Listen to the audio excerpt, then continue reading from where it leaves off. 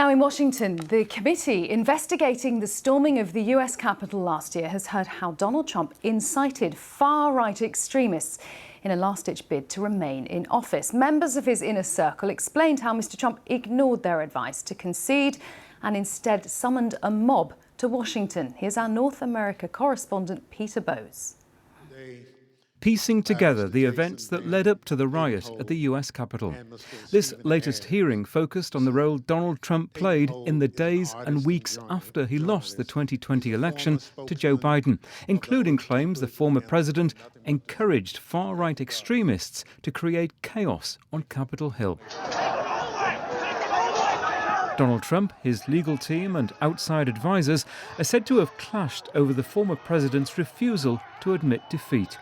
Hours later, Mr. Trump urged his supporters, in a tweet, to descend on Washington on January the 6th for what he promised would be a wild rally. That, according to one committee member, was a call to arms for some of Mr. Trump's supporters. At 1:42 a.m. on December 19, 2020, shortly after the last participants left the unhinged meeting, Trump sent out the tweet with his explosive invitation. The panel then heard from this man, a one-time supporter of Mr. Trump who faced criminal charges over his actions on January the 6th. He said he went to Washington and illegally entered the Capitol building because he thought the result of the election could be overturned.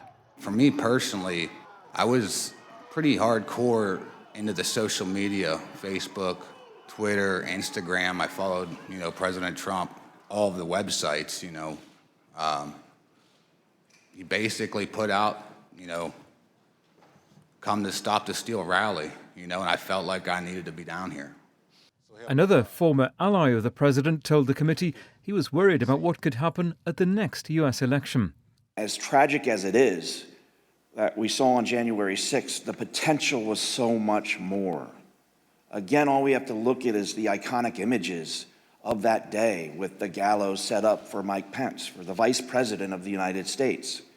Donald Trump has repeatedly branded the Select Committee a political witch hunt. This latest hearing ended with a statement by one of its leading members, the Republican Liz Cheney, who said Mr. Trump had apparently attempted to contact a witness whose name has not been made public. She said the committee would take any effort to influence witness testimony very seriously. But only the Department of Justice has the power to prosecute any individuals suspected of breaking the law. Peter Bowes, BBC News.